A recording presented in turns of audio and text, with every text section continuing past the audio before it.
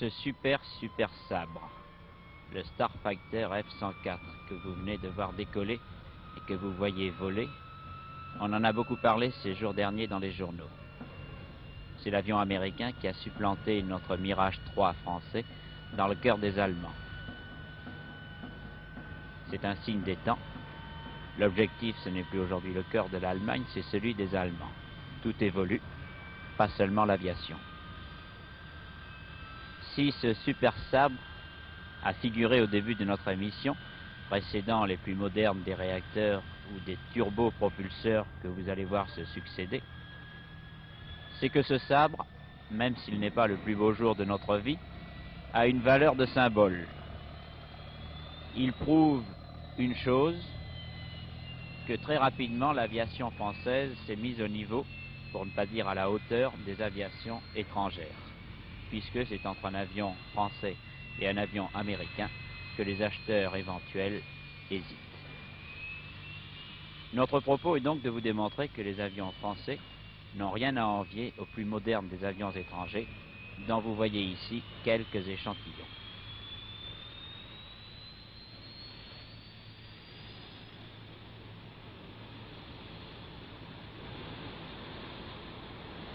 De vous démontrer aussi que ces avions vont vite, aussi vite que la technique, vous le saviez, mais que les hommes ont de la difficulté à s'adapter, à suivre le mouvement, et que pour cette raison, l'amortissement commercial d'un appareil comme celui que vous voyez voler en ce moment est de plus en plus problématique. Enfin, que ces avions, qui sont militaires à l'origine, ne demandent qu'à prouver qu'ils sont dignes de devenir civils, que l'armée de l'air est le banc d'essai héroïque souvent et indispensable toujours de l'aviation commerciale, bref que les Boeing 707, les Comet, les Tupolev ou les Caravelle n'ont été possibles que grâce aux ouragans, aux MiG, aux vampires et aux sabres.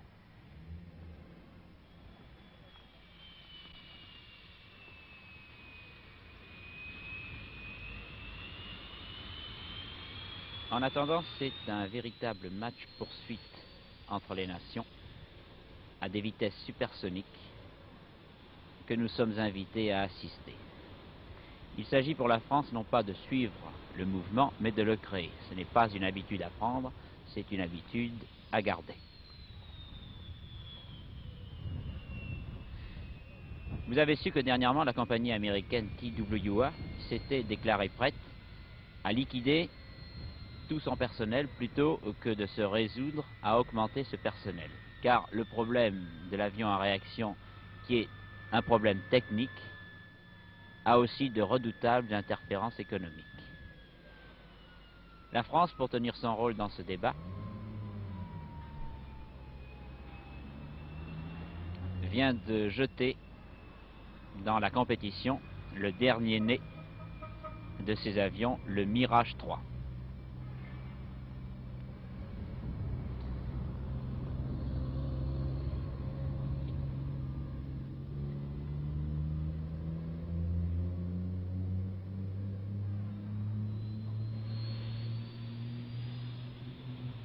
Le Mirage 3 qui, bientôt peut-être, sur les lignes commerciales, succédera à Caravelle.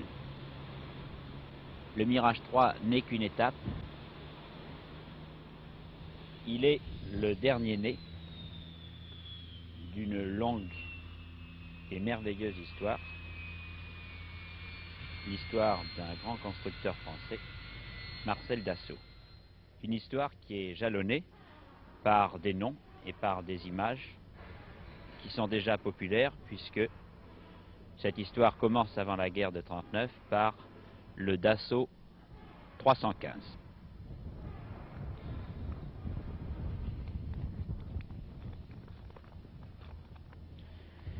Après le Dassault 315, l'ouragan,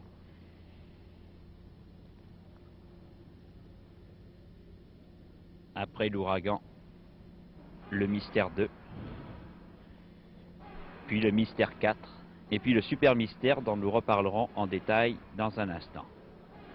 Mais l'avion, avant tout, c'est un moteur, et l'histoire des moteurs C'est à Melun-Villaroche qu'Étienne Laloux va nous la raconter.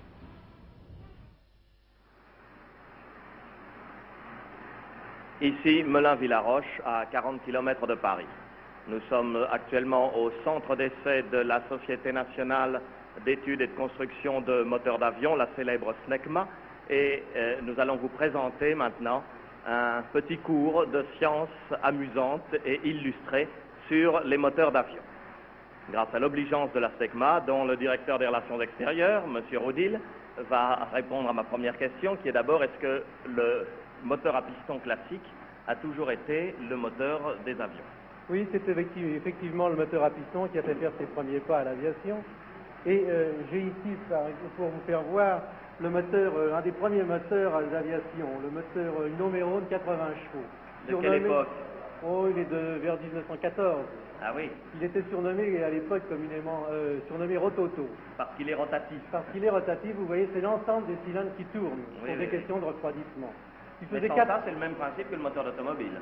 C'est le même principe, il y a des pistons, un embiellage, un carter, Quel est le rôle d'un moteur dans un avion? Ça paraît une question stupide, mais il y a bien des gens qui ne le savent pas. Bien, le rôle d'un moteur, c'est de propulser l'avion, et le principe de la propulsion, c'est de prendre une certaine quantité d'air à l'avant et de rejeter cet air à l'arrière en l'accélérant. Cette fonction est assurée dans le cas des moteurs à piston et même des turbopropulseurs par une hélice. Oui. Ce qui limite la vitesse de ces propulseurs aux environs de 700 à 750 km à l'heure. En somme, on fait un peu comme fait le nageur qui prend de l'air de l'eau et qui la renvoie en arrière. Alors, qu'est-ce qu'on demande avant tout à un moteur d'avion? Eh bien, sa première qualité, c'est évidemment d'être léger. Pour qu'il puisse décoller, il faut évidemment qu'il soit le plus léger possible, c'est-à-dire qu'il ait une puissance massique la plus élevée possible. Il faut également qu'il ait une face frontale assez réduite, de manière à ce qu'il ne traîne pas trop. Alors, est-ce que celui-ci était léger? Là, celui-ci faisait 80 chevaux, il faisait 130 kg, c'est-à-dire un poids spécifique, c'est-à-dire le cheval pesait 1,6 kg. Et maintenant? Eh bien maintenant, dans les moteurs modernes, tels que le moteur Hercules, que vous voyez actuellement au banc d'essai, ce moteur fait 2100 chevaux, il pèse environ 1000 kg, par conséquent il a un poids spécifique d'environ 0,5, c'est-à-dire environ 3 fois moins que celui-ci. C'est un gros progrès. Et sur quel avion est monté le moteur Hercules? Ce moteur Hercules est monté sur le Nord Atlas, l'avion cargo Nord Atlas, bimoteur, construit par la société Nord Aviation et qui est distribué à l'armée de l'air et également très apprécié à l'exportation. Est-ce que nous pouvons dire, M. Rodil, que nous assistons à l'agonie du moteur à piston, que ce sont ces dernières années qu'il vit? L'agonie, peut-être pas complètement, parce que, évidemment, les bureaux d'études ont cessé d'étudier les gros moteurs à piston. On continue à étudier les petits moteurs à piston dans les bureaux d'études pour le tourisme. Mais il est évidemment talonné par le turbopropulseur qui, lui, a une puissance massique beaucoup plus élevée, permet de faire des éléments de 4 ou 5 000 chapeaux très facilement. Nous allons aller voir, mais avant, je vais vous demander de nous faire assister à un essai, puisque nous sommes ici, au banc d'essai de l'Hercules. Je vais vous demander de nous faire tourner pour nous le moteur et de nous le présenter. Oui, très volontiers. Voici, nous avons actuellement un moteur Hercules au banc qui tourne au ralenti aux environs de 800 tours. Je vais vous demander de le mettre à la puissance de décollage pour faire un point.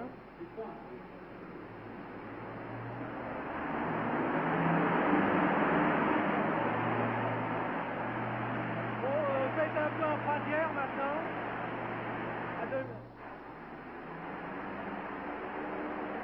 Voilà. Si vous voulez annoncer les paramètres maintenant pour faire l'essai.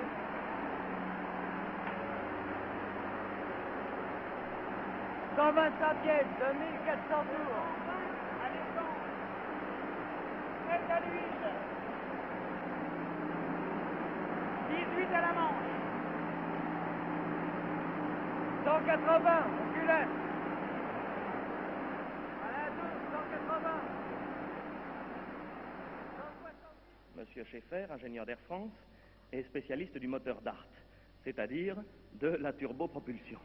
Je vais vous demander, monsieur, de nous présenter votre moteur et nous dire d'abord quel est le principe de la turbopropulsion. Le principe de la turbopropulsion, c'est un moteur entièrement en mouvement rotatif, c'est-à-dire qu'il y a la même différence entre le moteur à piston et celui-là qu'entre le moteur à piston à vapeur et les turbines à vapeur des bateaux. C'est-à-dire qu'on a supprimé les cylindres, Voilà. les pistons, on n'a plus que des turbines Exactement, et on des n'a pièces plus qui que des tournent. turbines et des pièces qui tournent. Est-ce que vous voulez nous présenter rapidement les Alors, pièces de ce les moteur? principales parties de ce moteur, ce sont l'hélice, l'entrée d'air, le réducteur, premier étage de compresseur, un deuxième étage de compresseur, les chambres de combustion, les turbines et au bout la sortie d'air. Et quel est le La poids sortie d'un moteur d'échappement. comme celui-là? Un moteur comme ça pèse 515 kg. Est-ce que vous pouvez nous montrer dans le détail comment il fonctionne? Oui, si vous voulez, nous avons des pièces ici. L'air rentre à l'avant, passe par un premier étage de compresseur, s'échappe à l'extérieur, revient à l'intérieur, s'échappe à l'extérieur du deuxième étage, de là est envoyé dans des chambres de combustion, où par un injecteur on injecte du pétrole.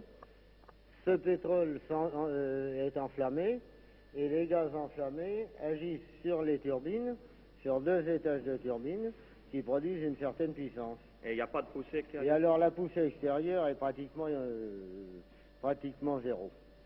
Alors la puissance recueillie sur ces deux turbines, qui est de l'ordre d'environ 4500 chevaux, est retransmise par cette arme, et une partie est absorbée par les deux compresseurs pour les faire tourner, et il en reste un tiers, soit 1400 chevaux exactement, qui est retransmise à l'hélice pour tirer l'avion. Donc finalement, la turbine sert de nouveau à faire tourner l'hélice. Elle sert à faire tourner l'hélice, qui n'est pas le cas du turboréacteur, où c'est la poussée, elle, qui... Et est-ce que vous pouvez nous faire fonctionner un de ces moteurs? Je n'ai pas de moteur sous la main, mais nous avons une maquette ici qui nous représente approximativement le fonctionnement intérieur d'un moteur.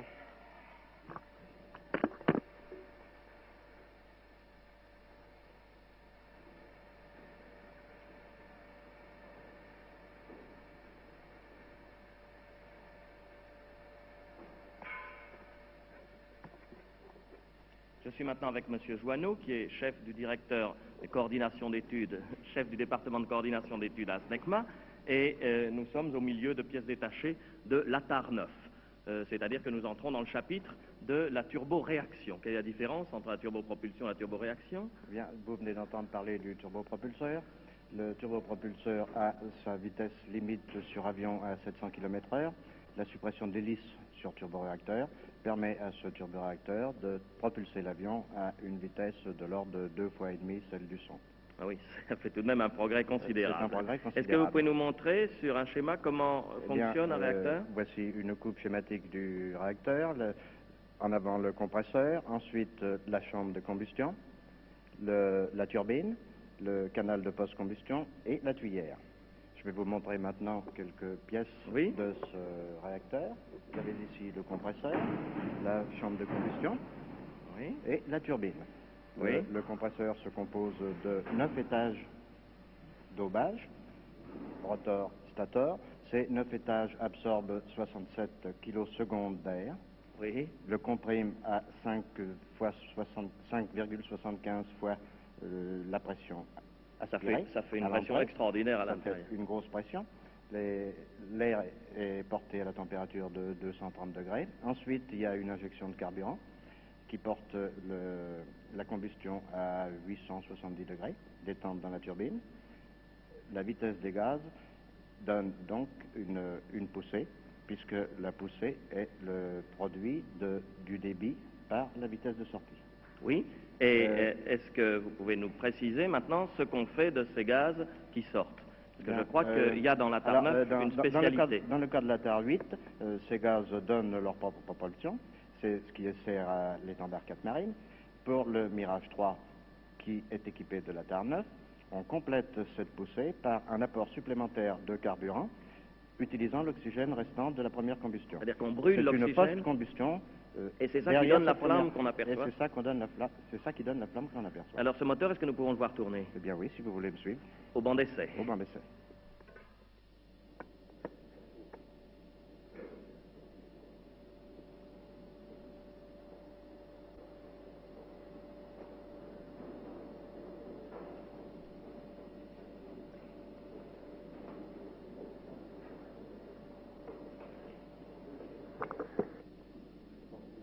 poste de pilotage, commande du turboréacteur. Par la fenêtre vitrée ici, vous apercevez le réacteur. Voici les commandes, bouton de démarrage, régime, indication de régime, indication de poussée. Ici, vous avez un levier unique qui vous commande toutes les phases des régimes du réacteur. Avec cette manette unique, Avec cette manette unique, vous commandez tout. Vous commandez la mise en route du réacteur, son décollage sans post-combustion, ensuite allumage de la post-combustion, et ensuite plein gaz post-combustion. Alors que nous pouvons assister à un essai maintenant. Nous pouvons assister à un essai, s'il vous plaît.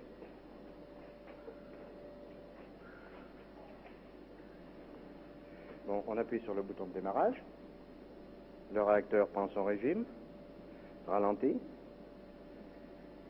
Le pilote pousse la manette jusqu'au décollage sans post-combustion. Et nous commençons à entendre du bruit. Et nous commençons à entendre du bruit. Alors nous avons une caméra dans la cabine. Qu'est-ce qui s'y passe là? Pour l'instant, il ne se passe rien parce qu'on ne peut pas voir. Mais dès l'allumage de la post-combustion, que je vais vous signaler, vous verrez la tuyère s'ouvrir. Pour le moment, il y a simplement beaucoup de bruit et des remous d'air. Oui.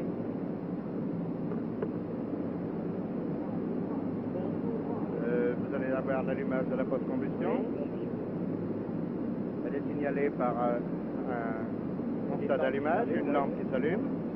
Vous l'avez demandé, là, la post-combustion? Allumez la post-combustion, la post-combustion est allumée, la tuyère s'ouvre. On voit une flamme déjà. Oui. Qui est encore pâle, mais qui prend plus en Quelques plus. mouvements de post-combustion, s'il vous plaît. Quelques mouvements de post-combustion, vous verrez la tuyère s'ouvrir et se fermer. C'est une des libertés de notre post-combustion de pouvoir fonctionner entre son ralenti et son plein gaz post-combustion. Je crois que maintenant, on a bien vu la post-combustion avec toutes les possibilités de réglage. Cette flamme atteint quelle longueur quand le moteur est en 20-30 mètres à peu près. Ah oui. Donc, voulez-vous réduire, s'il vous plaît?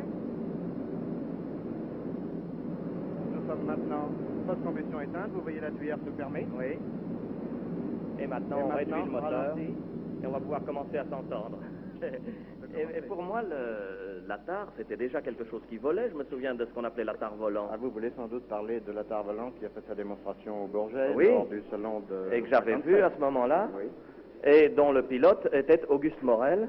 Auguste Morel qui était dans cet appareil extraordinaire que vous voyez là, qui a un peu l'air d'une sauterelle, qui a fait une démonstration en montant. À quelle hauteur, Auguste Morel? Environ 200 mètres. Et puis ensuite, une fois arrivé à ces 200 mètres, un vol stationnaire et ensuite retour au terrain d'atterrissage.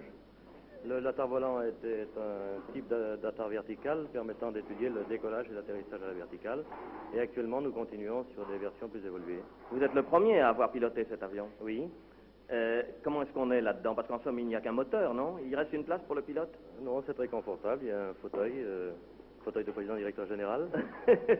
On est bien là-dedans? Oui, très confortable. Le bruit que nous avons entendu ici aux essais, vous ne l'entendez pas? Non, il existe un peu de bruit et on a un contact plus intime avec la nature que sur les autres appareils. Ah oui. Évidemment, vous n'alliez pas très vite. Non, c'était un appareil lent, mais... Est-ce que les nouveaux essais cherchent à donner de la vitesse à cet avion? C'est ça, actuellement nous travaillons sur le coléoptère, qui est une machine qui doit atteindre des vitesses beaucoup plus importantes. Et quel est le principe du coléoptère alors? Eh bien, c'est un avion avec une aile annulaire qui peut décoller à la verticale, passer en vol horizontal, faire des pointes de vitesse assez importantes et se reposer à la verticale. Comment est-ce que c'est fabriqué? Il y a le moteur que nous avons vu, le moteur de l'ATAR. C'est ça. Et puis comment est l'avion? Autour est une aile annulaire et 4 pieds qui sont des pieds d'atterrissage. C'est un côté futuriste extraordinaire, cet avion. L'impression un peu d'une soucoupe volante, un peu d'une forteresse. Nous espérons. Vous allez le conduire? Je pense, oui, je suis prévu pour. Et qu'est-ce que vous ferez avec? Des essais vite ou... Eh bien, nous essaierons de faire des essais vite, oui, dans cette catégorie. Vous l'avez déjà vu au banc d'essai, bien sûr? Oui, il est actuellement en cours de mise au point. Il vous plaît? Oui, et nous pensons voler dans un avenir proche. Le mariage du moteur dont vous a parlé Étienne Laloux et de l'avion, c'est ici, dans cette salle de montage de Mérignac, qu'il se fait. Et je pense qu'il faut dégager dès à présent la notion essentielle, c'est que l'avion ultramoderne, l'avion à réaction ultramoderne n'est plus maintenant un phénomène exceptionnel. C'est un phénomène courant et on sort ici des avions en série. L'avion que l'on sort en série est le Super Mystère B2. Cet avion, pour le moment, au début de la chaîne de montage, Monsieur Curval, directeur du groupe d'usine de Mérignac, va nous dire qu'il n'est en réalité que ce petit bout de tuyau, ce petit tunnel, ce petit morceau de fuselage de rien du tout. C'est ici que ça commence, ce montage. Oui, en effet. C'est le premier stage du montage. Il s'agit pour nous, à ce moment-là, de monter l'empennage sur la partie arrière du fuselage. C'est ça. J'ai l'impression, Monsieur Curval, que c'est un travail de précision, enfin c'est un travail d'horloger, le métier d'ouvrier spécialisé dans l'aviation. Oui, parce que les tuyauteries, les assemblages partiels comportent les tuyauteries, l'assemblage des tuyauteries, l'assemblage des circuits électriques. Et il faut évidemment que ce soit précis et que nous contrôlions chaque assemblage partiel. C'est ça. Nous avons quitté alors ce petit morceau d'empennage arrière, de fuselage arrière, pour continuer le long de la chaîne de montage. Il y a combien de stades dans le montage du Super Mystère B2? Eh bien, dans la chaîne du Super Mystère B2, nous avons 11 stades. Oui. Vous venez de voir le premier, et 11 stades sont suffisants, étant donné les cadences que nous avons. Pour sortir un avion complet. Dites-moi, je suis en arrêt, là, en extase, en admiration devant cette gueule de requin qui est l'avant du Super Mystère. Est-ce qu'il y a une relation entre le requin et le Super Mystère, et est-ce que les constructeurs, les ingénieurs contemporains se sont inspirés de ce profil aérodynamique idéal qui est le profil du requin qui date des époques préhistoriques? Eh bien, je crois que la forme du requin est extrêmement adaptée, et comme il se trouve qu'au-dessus de la vitesse du son, les phénomènes d'écoulement sont à peu près les mêmes pour le liquide ou pour l'air. La résistance de l'air est comparable à celle de l'eau d'une certaine vitesse. Donc à ce moment-là, on retrouve les mêmes formes. Bon, cette gueule de requin grande ouverte, il va falloir plus tard, au stade ultérieur, la remplir avec tous les appareils compliqués qui font l'avion moderne. Mais nous voici maintenant à un nouveau stade de la fabrication. Je crois que c'est ici que l'on est en train de poser les ailes. Oui, c'est le deuxième stade donc, de montage, et l'opération ici consiste à fixer les ailes sur le fuselage. Oui. Alors l'opération est assez facile, l'opération de montage est assez facile, une ferrure piano facilite grandement le montage. Oui, je crois d'ailleurs qu'une des caractéristiques de l'appareil, c'est que les ailes et toutes les pièces sont interchangeables. C'est ça, tous les éléments sont interchangeables et les opérations de montage sont donc faciles. Oui, nous laissons donc maintenant l'avant du Super Mystère pour nous diriger. Je crois qu'il y a 5 semaines d'opération de montage. Oui, pendant le cycle de l'avion, 5 semaines au montage et 3 semaines à la piste. Bon, alors nous brûlons les étapes et nous nous dirigeons vers le stade suivant, qui est le stade où l'on joint les deux bouts de cet avion à réaction. L'arrière et l'avant sont non pas soudés, mais boulonnés. C'est ça, l'assemblage est fait. Et l'avion se présente actuellement presque assemblé totalement. Oui, qu'est-ce qui se passe en ce moment? Eh bien, le montage qui permet cet assemblage est évidemment des formes spéciales. Il s'agit pour nous maintenant de mettre l'avion sur un chariot qui permettra le roulement et les manutentions en chaîne. C'est-à-dire que cette chaîne travaille assez rapidement et que lorsqu'il y a un incident qui retarde un appareil, cet appareil ne retarde pas toute la chaîne. On peut le transporter. Et alors le même instrument, enfin les palans et le monorail qui existent au-dessus de la chaîne, permettent, lorsqu'un avion est aberrant, lorsque nous sommes arrêtés pour une raison ou pour une autre, permettent d'enlever l'avion de la chaîne et de faire passer et de continuer les opérations sur les autres avions qui sont à la chaîne. Monsieur Curval, je voudrais vous demander combien l'industrie aéronautique française emploie d'ouvriers d'une façon générale. Eh bien, je crois que d'après les dernières statistiques que j'ai vues, je crois que l'ensemble de l'industrie, cellules, moteurs, équipements, emploie de l'ordre de 55 000 personnes. Donc, en admettant que les productifs sont 60%, que les improductifs sont 60% des productifs, ceci correspond probablement à une quarantaine de mille ouvriers. Bon, je pense que c'est dire assez l'importance sur le plan économique de la construction aéronautique contemporaine. Je voudrais également, pour donner à nos téléspectateurs une idée de la complexité de tous les mécanismes qui sont enfermés dans ce tuyau qui est un avion à réaction, je voudrais que vous nous disiez combien il y a de kilomètres de câbles et combien de kilomètres de tuyauterie. Eh bien, les câbles électriques, le total est de l'ordre de 7 km et le total des tuyauteries est de l'ordre de 1500 mètres. Ce qui évidemment correspond à un joli paquet. Oui. Et je pense, enfin vous me l'avez dit, je le pense avec d'autant plus d'assurance, que les tuyauteries sont installées d'un côté de l'appareil, tandis que les câbles sont installés de l'autre côté. Oui, et ceci est très important pour la maintenance. D'autre part, vous pouvez voir sur les fuselages des portes de visite et qui rendent l'accessibilité très facile. Et il est évident que le fait d'avoir l'électricité d'un côté et les tuyauteries de l'autre facilite grandement les opérations de maintenance. Eh bien, Monsieur Curval, nous avons déjà dégagé deux notions. La notion de travail en série pour la construction de cet appareil à réaction. La notion également de finition dans le travail qui caractérise, enfin, qui est une illustration de ce qu'on a appelé, de ce qu'on peut toujours appeler la méthode française qui s'exerce maintenant sur les inventions contemporaines. Je crois qu'il y a une autre notion à dégager, c'est la notion souci de la sécurité pour les hommes et enfin, on peut le dire, primauté de l'homme sur la machine.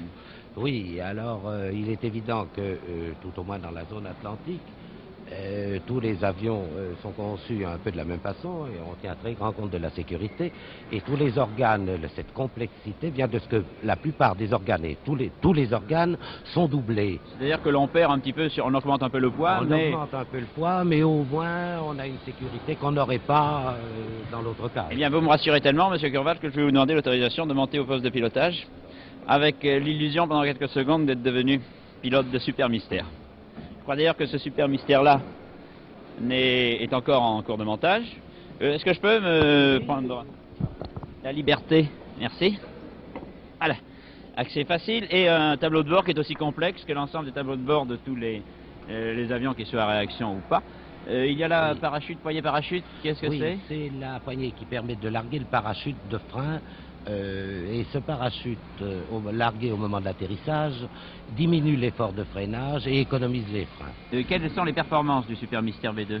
Eh bien, le B2 dépasse un Mach, c'est-à-dire dépasse la vitesse du son en palier, c'est-à-dire 1250 km à l'heure, et en piqué, dans nos épreuves de réception, nous atteignons couramment un Mach et demi, c'est-à-dire 1800 à l'heure. Est-ce que cet avion qui équipe l'armée française, qui a été acheté également en assez grand nombre par les Indiens, est-ce que cet avion supporte la comparaison avec les étrangers?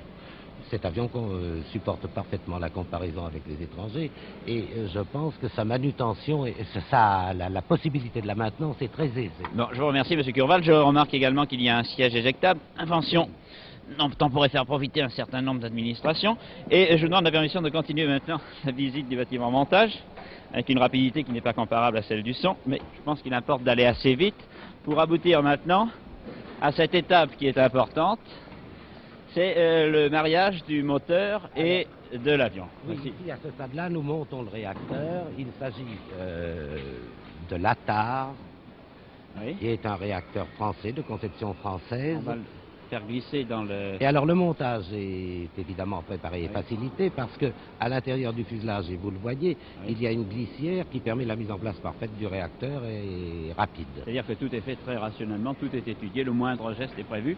Vous avez dit que c'était un moteur français, je crois quand même que c'est là un détail sur lequel il faut insister. Non seulement l'avion est français dans sa conception, dans sa réalisation, mais encore dans sa propulsion. Oui, et pour nous, il est très important d'avoir un réacteur français, un réacteur français puissant. Alors, je crois que c'est l'élément qui, pour vous, est le plus garant de l'avenir, c'est que les Français qui avaient construit, que au point de vue cellules sont, disons, au moins, enfin, on peut le dire un peu supérieurs aux autres, sur le plan moteur, sont en train de prendre le retard qu'ils avaient.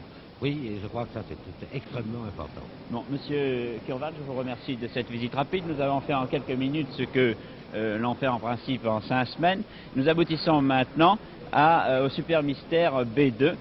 Pratiquement terminé. Je dis pratiquement terminé car au bout de ces 5 semaines, s'il quitte ce bâtiment qui est le bâtiment montage, le Super Mystère va dans un autre bâtiment, le bâtiment piste, où il va être soumis à différents essais. Oui, tout le cycle des essais reste à faire et c'est ce cycle qui s'étale sur 3 semaines. Notion contrôle aussi, il faut insister sur le soin que l'on met à contrôler toutes ces opérations. Oui, et bien par exemple, nous avons un stade où nous passons 4000 litres de carburant dans les tuyauteries de kérosène. Oui. Et nous avons 2 buts. Le premier, vérifier certains débits, mais le deuxième, être certain que nos circulations sont parfaitement propres. Je vous remercie, M. Curval, de tous ces détails et de l'obligeance que vous avez mis à nous faire visiter ce bâtiment montage du Super Mystère B2. Et voilà, nous avons terminé cette visite du bâtiment montage du Super Mystère B2. Et nous le laissons partir maintenant vers le bâtiment piste, où pendant 3 semaines, il va rester entre les mains des contrôleurs avant d'être livré à celle du pilote qui le réceptionnera. Car l'avion n'en a pas terminé avec les contrôles, il va être décortiqué, il va être étudié, testé. Et il ne faut pas oublier non plus que cet instrument de vol ultra moderne qu'est le Super Mystère V2 est aussi un instrument de combat ultra moderne. Toutes les armes qu'il cache dans ses flancs vont être essayées au stand de tir. Il y a encore 3 grandes semaines de patience, 3 grandes semaines de vie terrestre pour le Super Mystère V2 avant la grande minute de l'envol. Nous allons le laisser aux mains des contrôleurs et nous allons profiter du répit qu'ils nous donnent pour rendre visite au bâtiment le plus mystérieux de cette usine de Mérignac, le bâtiment où l'on prépare les avions de demain, le bâtiment des prototypes.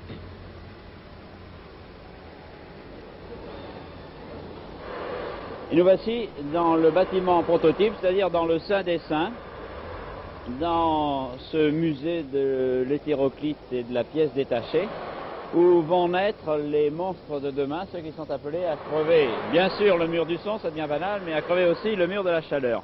Et je voudrais demander à Serge Dassault, qui est le directeur des essais en vol de la maison Marcel Dassault, de nous dire quels sont les principes qui dirigent la maison Marcel Dassault dans le choix de ces prototypes. Eh bien, nous essayons avant tout de faire des avions à usage multiple, à missions différentes.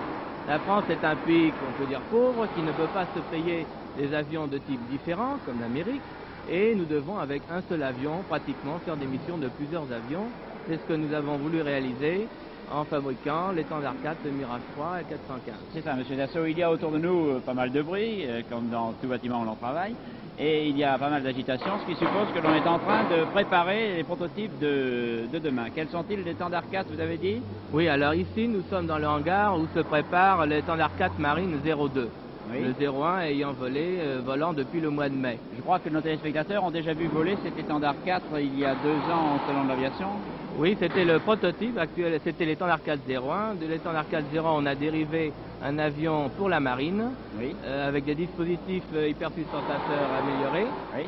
Et actuellement, vous voyez ici la pré-série qui est en cours de montage. Bon, est-ce que je peux vous demander l'autorisation d'aller demander quelques renseignements sur cet étendard 4, un de ceux qui est bien placé pour en parler, c'est-à-dire un de ses pilotes d'essai, le commandant Boudier. Oui, je crois qu'il est là. Merci, monsieur Dassault. Le commandant, justement, est là en train de regarder avec beaucoup d'attention. Bonjour, commandant. Je pense que nos téléspectateurs vous reconnaissent. Voulez-vous vous approcher un peu, commandant, ici, et me dire si tous les pilotes d'essai suivent, comme vous, la préparation d'un prototype? C'est préférable. Il faut toujours connaître son enfant autant que possible. Quelles sont les performances de l'étendard que vous avez fait voler déjà il y a 2 ans avec Saget? Je crois que vous étiez... l'étendard, oui, j'ai volé sur l'étendard 4R et l'étendard 4 Marine 01, prototype, c'est mon camarade, mon jeune camarade Saget qui en a fait le plus gros de la mise au point. Je tiens à l'en féliciter publiquement, il s'est très bien défendu. Et voici ici le 02 qui va voler très prochainement. C'est un avion destiné au porte-avions de la Marine nationale, éventuellement de marines étrangères d'ailleurs. C'est le Clémenceau, le Clémenceau, qui est supersonique en palier et qui présente cette caractéristique quand même intéressante de pouvoir apponter à des vitesses analogues aux anciens avions genre Aquilon.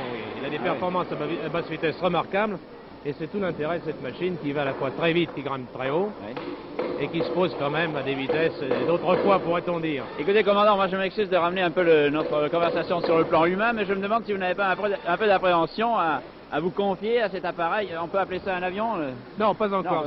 En jargon de métier, ça s'appelle un tas de ferraille, en l'honneur du nom d'avion après le premier vol. Bon, bien dans ce tas de ferraille, vous allez quand même vous installer dans combien de temps? Dans quelques semaines? Oh, 1 mois environ. Et dépasser la vitesse du son? Bien sûr, c'est devenu classique maintenant. Commandant, c'est devenu classique pour vous, mais c'est un sujet d'admiration pour nous. L'autre des prototypes qui est en cours de fabrication ici, c'est le premier avion français à turbopropulsion. C'est le Dassault 415 et je vois, monsieur Dassault, que vous vous intéressez beaucoup à cette pré-maquette, enfin à ce dessin. Oui, c'est la maquette de vraie grandeur de l'avion 415, qui est un transport à turbopropulseur battant et qui doit emporter 8 passagers à 2500 km à 500 km à l'heure. N'oublions pas que c'est c'est l'état-major qui commande, enfin, c'est l'armée qui Oui, cet commande. avion correspond à un programme de l'armée de l'air. Il peut d'ailleurs utiliser aussi bien en appui, d'ailleurs c'est pour ça que vous voyez ces instruments barbares, Oui. que pour le transport de passagers ou l'école de pilotage et navigation. C'est ça. Alors je crois que vous illustrez ce que nous avons dit au début de cette émission. C'est l'aviation, l'armée de l'air qui défriche le terrain en ce qui concerne les prototypes, et c'est l'aviation commerciale qui profite de l'expérience de l'armée de l'air. Enfin, les deux expériences se poursuivent. Oui, c'est exact, parce que quand nous aurons fait cet avion pour l'armée de l'air, nous pourrons certainement le vendre pour l'aviation civile. Bon, Monsieur Dassault, nous arrivons maintenant au sujet qui nous intéresse en priorité au cours de ce reportage rapide chez vous à Bordeaux, à Mérignac. C'est le Mirage 3. Avion dont on a beaucoup parlé dernièrement, surtout à cause de la compétition qu'il y a eu avec l'avion américain, le Starfighter. Oui, je sais que là, nous n'avons pas eu de chance, mais je pense que rien n'est définitif. Et nous espérons bien que notre avion s'imposera à tous par sa qualité. Bon, écoutez, nous souhaitons que vous arriviez, que cette qualité, que le Mirage 3 arrivera à convaincre les Allemands. Nous souhaitons qu'il y ait quelques Allemands qui voient maintenant ce que peu de personnes ont vu, c'est-à-dire le Mirage 3, avant le vol, se préparant à prendre l'air et se préparant à passer 2 fois la vitesse du son. Voici ce Mirage 3, alors que les ingénieurs et ceux qui l'ont construit le contrôle une dernière fois avant le vol. C'est ça, alors je regrette qu'aujourd'hui Roland Glavany ne soit pas là pour parler de son avion, mais il est aujourd'hui à Istres où il effectue des vols d'essai et il est peut-être en train en ce moment de faire Mach 2.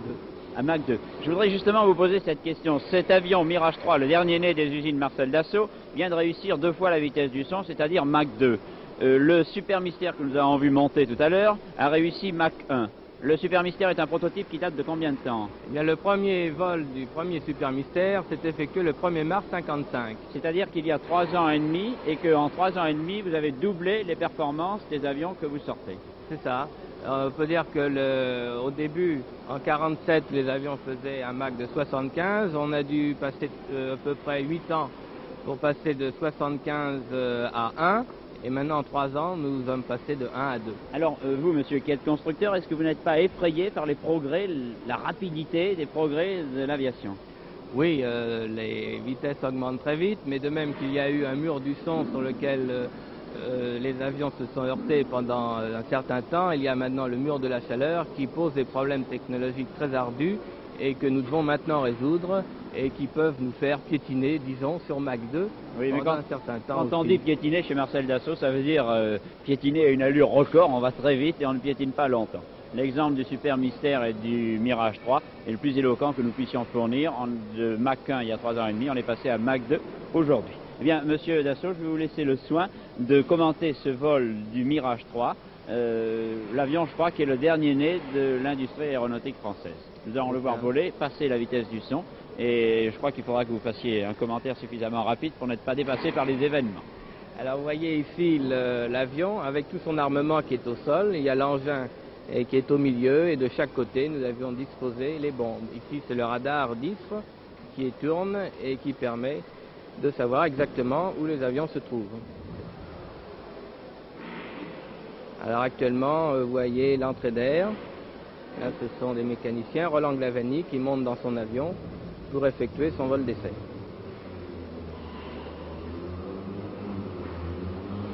Le mécanicien qui monte à côté de lui et qui le prépare, qui enlève toutes les sécurités du vol, celle du siège éjectable, celle de la cabine éjectable, et qui aide le pilote à s'installer, à mettre son oxygène, et qui l'aide à fermer sa cabine. Voici le pilote qui est prêt dans son avion.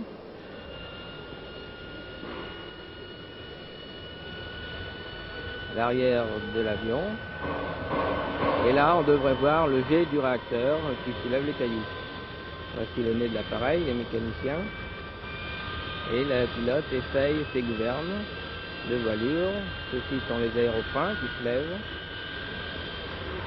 Et aussi, de nouveau, les gouvernes que l'on appelle des ailerons, qui permettent à la fois de manœuvrer l'avion en profondeur et gauchissement.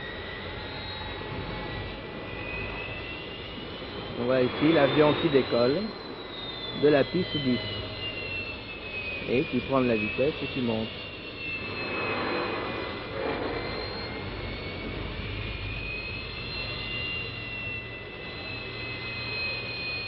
Voici le tableau de bord avec d'une part l'altimètre et le machmètre qui est à gauche. l'avion qui est en train de prendre de l'altitude. Et voici le machmètre qui indique ici le nombre de Mach de 1,9 tel que l'a réalisé Glavany il y a 15 jours.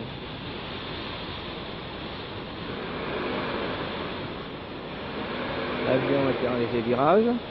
Et voici le Mach 2 qui est presque, qui approche, qui est réalisé et qui est même légèrement dépassé. On voit même ici que le machmètre ne peut pas aller plus loin que 2, ce qui fait que nous devrons très rapidement remplacer cet équipement.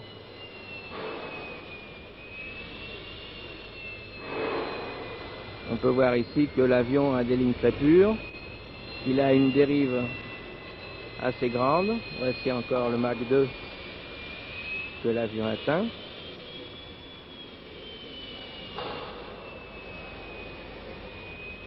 On le voit ici en configuration lisse, mais l'avion peut emporter sous la voilure un certain nombre d'armements, des bombes, des bidons et des engins. L'équipement que vous voyez à droite sur la planche de bord avec une aiguille qui décrit rapidement des cercles est l'altimètre. Et on voit ici l'altimètre qui varie rapidement. L'avion est en descente et à gauche, vous voyez le nombre de Mach qui diminue. L'avion est en décélération. On voit ici l'avion qui s'éloigne dans un piquet et qui disparaît peu à peu dans les nuages.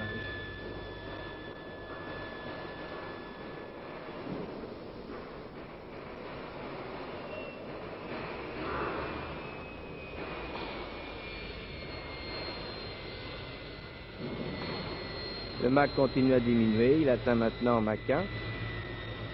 La grande aiguille fait 1000 pieds par tour. Et voici de nouveau la piste 10, le Mirage 3 atterrit.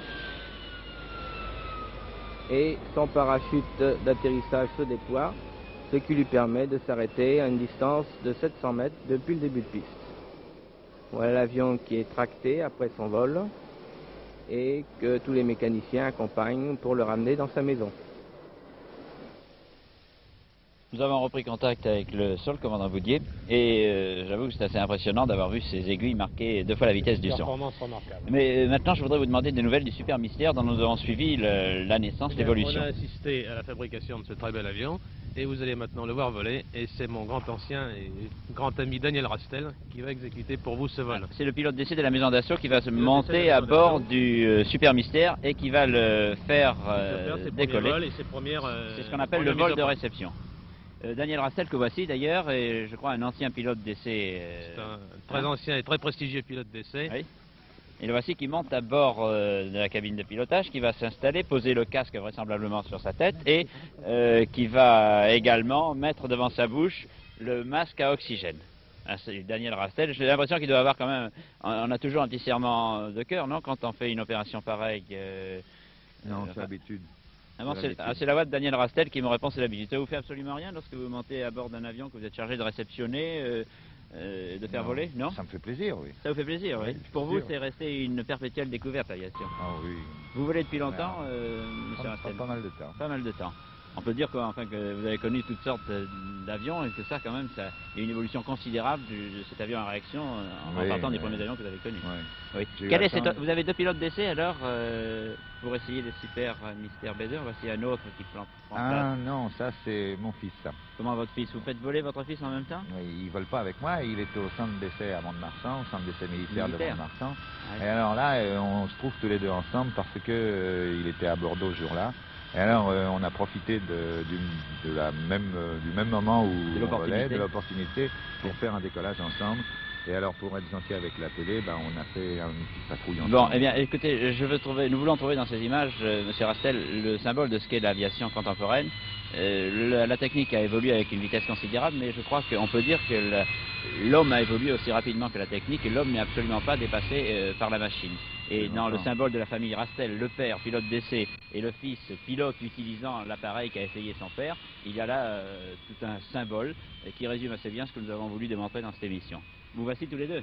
Oui, nous avons profité, je vous dis, du jour où on volait ensemble pour faire une petite patrouille, pour s'amuser un peu, quoi. Oui, et puis alors, vous voyez, maintenant, là, eh bien, nous partons chacun faire notre travail, moi faire mon vol, et puis alors mon fils faire le sien. Et alors, on s'est donné rendez-vous à 20 000 pieds au-dessus du terrain pour se reposer ensemble. Voilà, pour donner des nouvelles de la famille. On se repose tous les deux ensemble. Vous parlez en radio lorsque vous êtes en vol tous les deux? Ah oui, c'est pour ça qu'on arrive à se retrouver d'ailleurs. Parce oui. qu'on se trouve au-dessus du terrain. À quelle altitude au-dessus du terrain? Oh, bah, ça dépend des nuages, 10 000 pieds, 20 000 pieds. Eh bien, la télévision qui vous a donné l'occasion de vous rencontrer à 10 000 pieds au-dessus des nuages vous donne également l'occasion de vous retrouver sur ce terrain de Mérignac. Voici Max Rastel, le fils, pilote militaire, et voici Daniel Rastel, le père, pilote d'essai de la maison d'assaut depuis fort longtemps. Il ne veut pas nous dire la date, ça n'a aucune importance puisque le nom des Rastel se perpétue et que le fils Rastel marche brillamment sur les traces de son père. Il aurait même tendance à les dépasser un petit peu si j'en juge d'après les images que nous avons vues, non? Oui, j'espère. C'est vous qui lui avez donné le goût de l'aviation, monsieur? Oh, bah vous savez, il a eu tout seul, lui, le goût de l'aviation. Enfin, il a vu son père et puis ça lui a suffi, non? Ouais. Bon, et Max Rastel, vous avez l'intention de continuer et de devenir pilote d'essai également? J'ai l'intention de continuer, évidemment, mais seulement pour le moment je commence. Oui, vous commencez. Ça passera encore pas mal d'années avant d'arriver à réaliser ce qu'il a fait. Bon, en tout cas, je crois que ces paroles des Rastel sont la meilleure conclusion que nous puissions apporter à cette émission, parce que le temps nous presse un petit peu et qu'il faut aller maintenant presque à la vitesse du son, ou dépasser si possible. Chez les Rastel, l'aviation est une affaire de famille. De père en fils, on pilote les avions les plus modernes. Je suppose que le petit-fils Rastel continuera à piloter les avions de la maison Marcel Dassault. Il existe déjà? Oui. Bon, il faut déjà le mettre sur le terrain. Et que nous trouvons ici l'image la plus éloquente de ce qu'est l'aviation française. Une aviation française qui, malgré tout, toujours et au premier rang, continue.